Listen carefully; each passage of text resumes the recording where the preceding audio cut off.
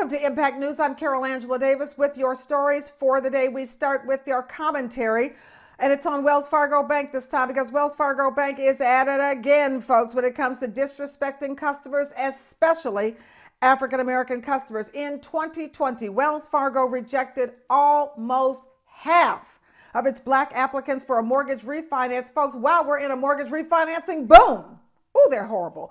Wells Fargo has the worst record among major lenders when it comes to refinancings for black homeowners, and it is a big deal because Wells Fargo is one of the country's biggest mortgage providers, folks, and that comes to us from Bloomberg News. You should know that you're probably asking the question, well, what about, did whites get the same treatment? No, you know they didn't, because guess what? Wells Fargo was able to approve 72% of requests from white homeowners. So they know how to approve loans. They just don't know how to approve our loans. And you ask yourself, well, what about the other banks? Okay, I'm gonna tell you about the other banks. JP Morgan Chase and Company accepted 81% of refinancing applications from black homeowners in 2020. Bank of America approved 66% of its black applicants. Rocket Mortgage approved 79% of its black applicants. So don't tell me we're not out there able to apply and get the refinance. It's just that Wells Fargo won't approve us, and we don't like that, and it must stop. Now, this refinancing gap is a real problem because it makes it very difficult for black families to use their real estate holdings to build wealth, to invest in their children, to start businesses, to renovate their homes, or to buy additional homes, folks. In fact, the average, you're not gonna like this. I mean, you already didn't like what I said. It just gets worse. The average black home was valued at $48,000 less, okay, than its white equivalent. Now, why would that be? Because those are the appraisers doing their dirty work. A differential that amounts to $156 billion in missing black wealth. Refinancing is very, very important. And if you haven't done it, there's still time. You should do it. I wouldn't go to Wells Fargo because you're probably not going to get approved. But it's important, okay? And the refinancing boom that we have been in, folks, is due to unprecedented low interest rates during the pandemic, but it's almost over. During the boom, U.S. homeowners refinanced almost $5 trillion in mortgages over the past 2 years.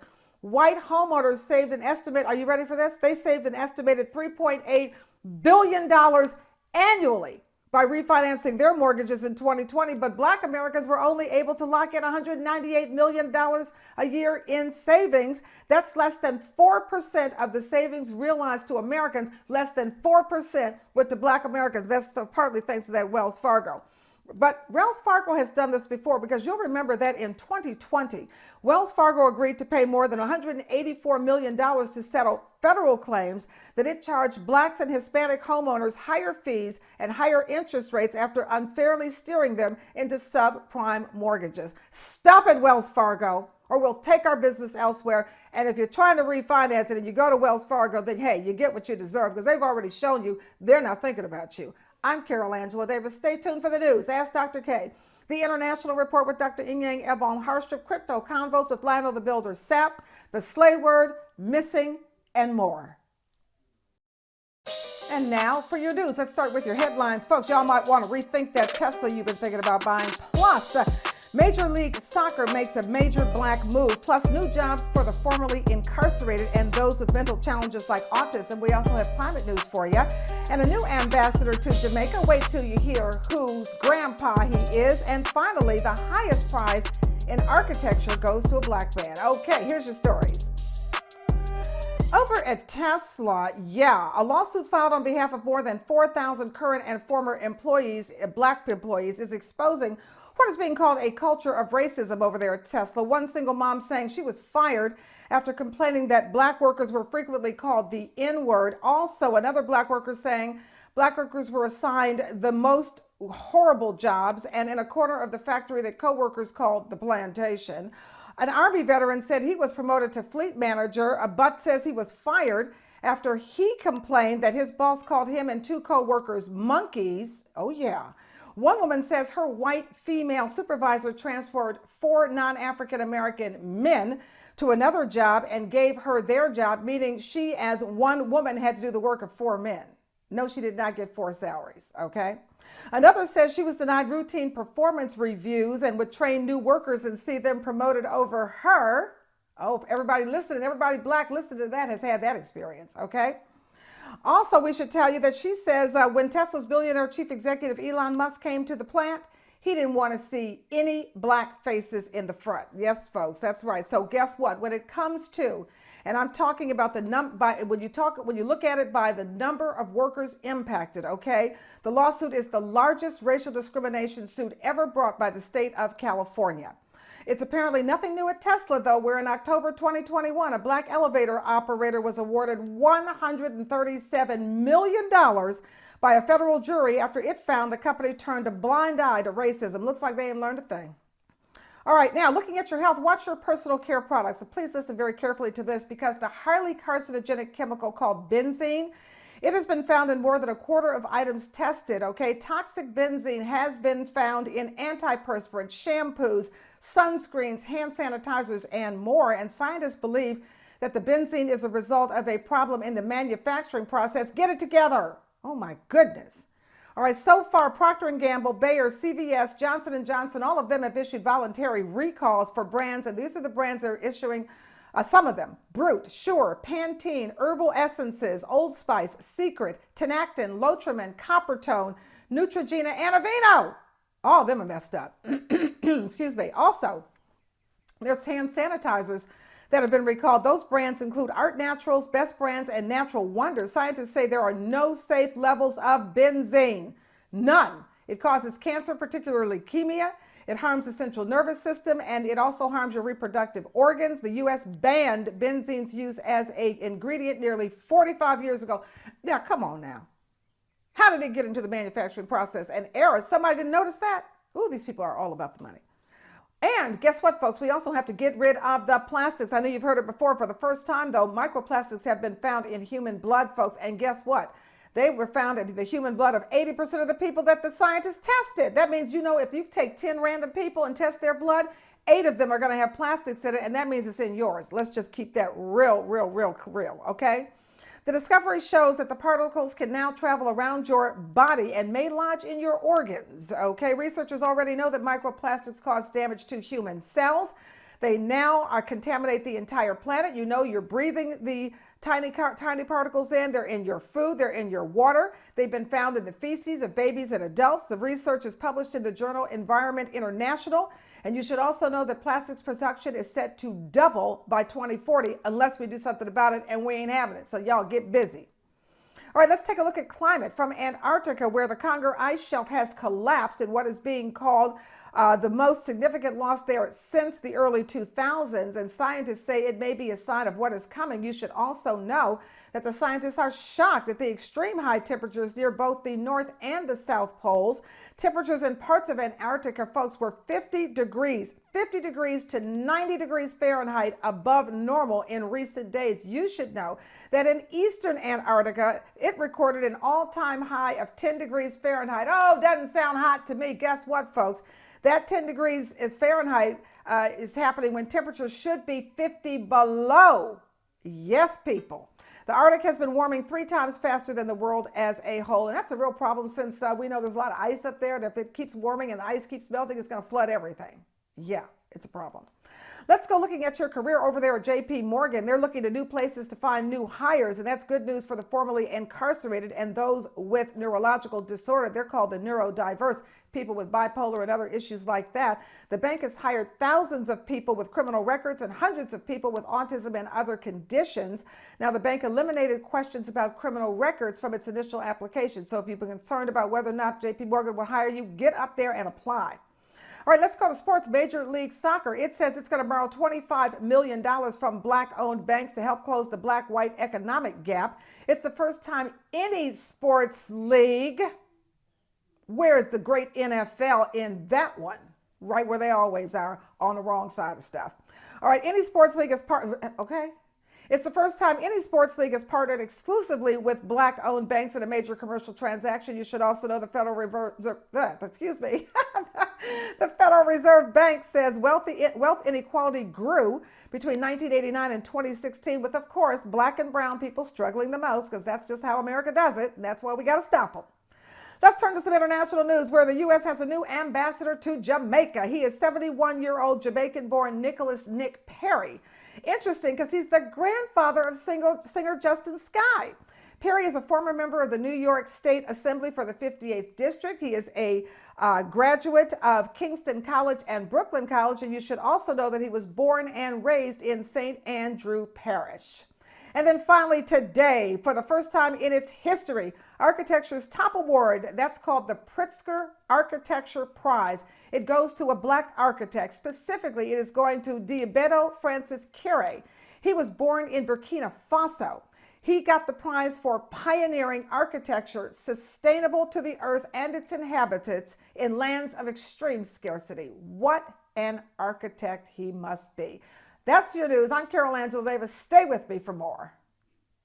Okay, you know what time it is. Time for the Slay Word of the Week so you can level up your vocab. And the word this week is circumfluent. That's right, folks. C-I-R-C-U-M-F-L-U-E-N-T, circumfluent. You should know it is an adjective. We know what that means. It modifies or describes that noun.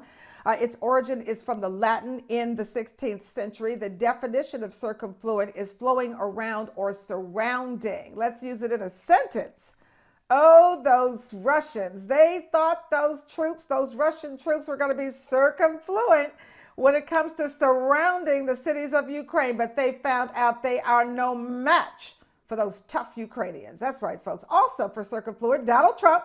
Yes, worse. He is swirling in circumfluent court cases. That's right. At least one will most likely be his downfall. We can all dream. Let's hope everybody does their job and makes this happen. Circumfluent. It means flowing around and surrounding. That is your Slay Word of the Week. Level up your vocab. Use it all week in your convos. I'm Milton Smith, CEO and founder of Tetragram, a mobile app for cannabis consumers to keep track of the products they purchase, rate the effectiveness of that product, and then share those personal reviews with others. I'm here today at Marion Main Dispensary in Capitol Heights, Maryland, owned and operated by my homegirl, Hope Wiseman. Please download the Tetragram app today and take control of your personal journey with cannabis. Where are you? As you know, on this show, we search for missing Black girls, and with the community's help, we will find you. Here's our case for the week. Tiffany Marche Phelps vanished on January 26, 2006. She was last seen on the corner of Center Street and Ingram Streets in Henderson, Kentucky. She was homeless but kept in touch with her relatives. She's 5 feet 3 inches tall and of a medium complexion. Tiffany's age would be between the mid-40s or 50s by now. Please call 877-97-BAMFI. That's 877-97-BAMFI with any information. Where are you? We're working to find you, and with the community's help, we will. Oh, we're back with your international report with Dr. Inyang Ebong Harstrup. As you know, she is taking the temperature of whatever is going on around the world and bringing it right to us and letting us know how it's relevant. Thank you so much for joining us, Edie. Well, Carol, thank you for having me. As usual, it's wonderful to be here. And I thought I would take a step back. We're all consumed with Ukraine and what's happening with Ukraine, but I'm concerned about the African students that had to flee from Ukraine and what happened to them. Well, around 16,000 African students who were living in the Ukraine are now scrambling for another place to continue their studies. They had a traumatic exit with the racism that they faced. And many hundreds were on repatriation flights home. But there are many, for the hundreds that left, there are thousands that stayed, and they're in Europe, and what's happening to them? Well, universities across the world have extended a hand, but what's interesting about this is that you will find some universities, for example, there's one in Estonia, Tallinna University, and they said they would take students, but they're taking Ukrainian students. So they're taking them without the usual checks and balances. But for foreign students or African students, they have to go through the regular procedure. So you can see the double standard there. Meanwhile, their governments are trying very hard to make deals with other countries. Hungary has said that they will take some students, and they will take around 2,000. They've received, 2,000 applications, but they will take some.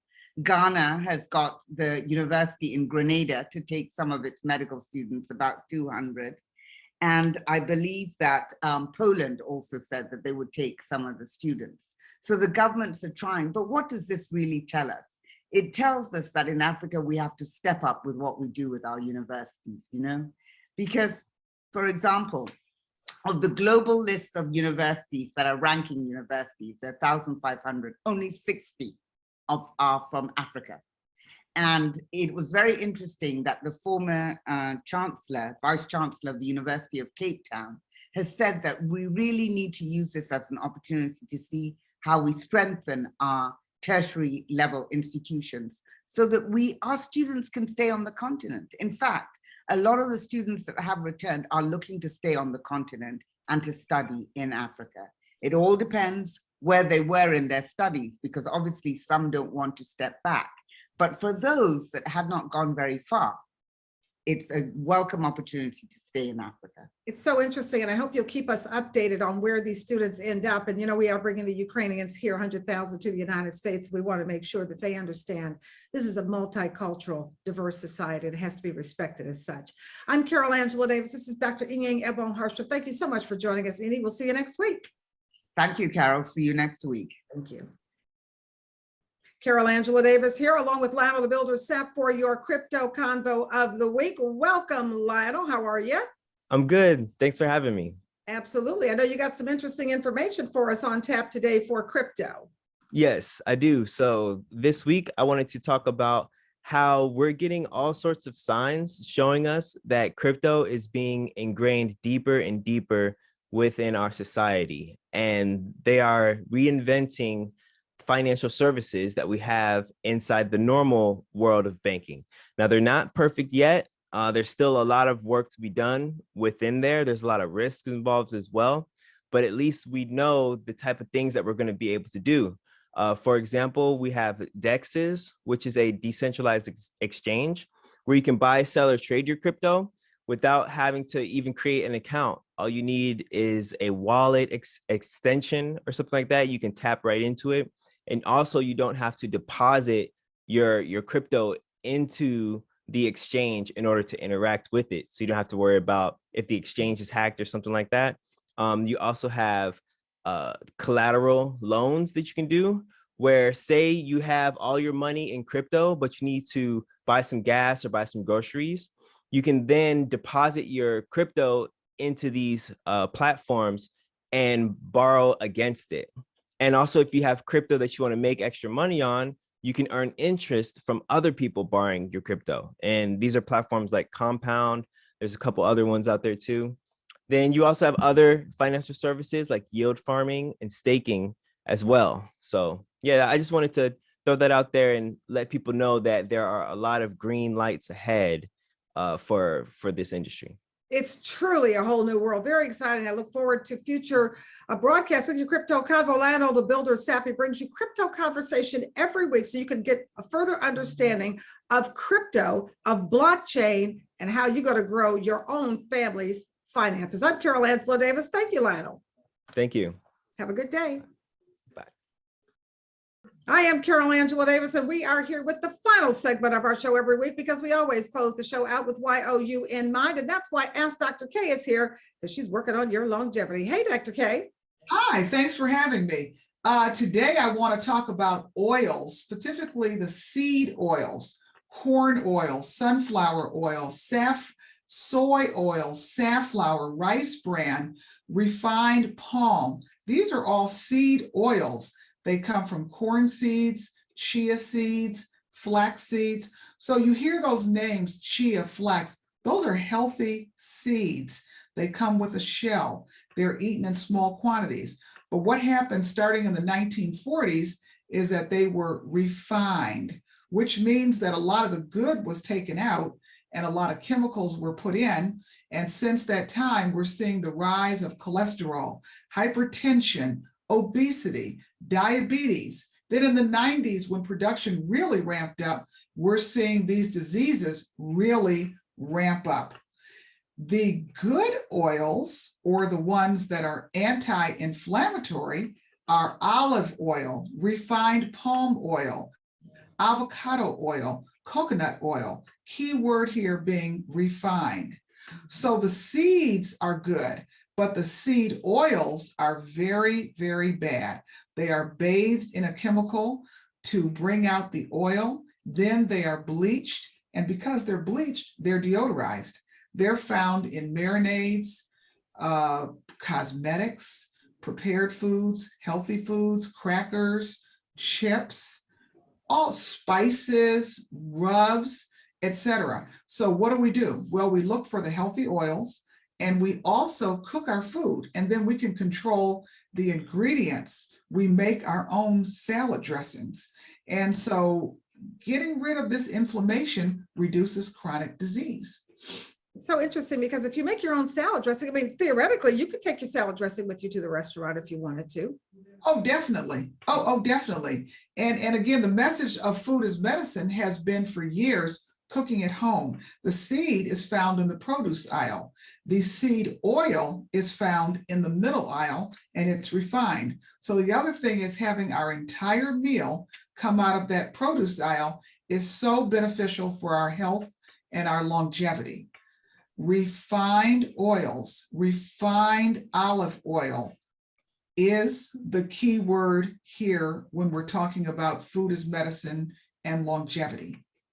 Thank you so much, Dr. K. I'm Carol Angela Davis. This has been Dr. K. She's with you every week, making sure that you live a long and healthy life. Stay with us next week and every week as we bring you Impact News. For all of us here at Impact News, we wish you a wonderful week, and we'll see you next week. Thank you.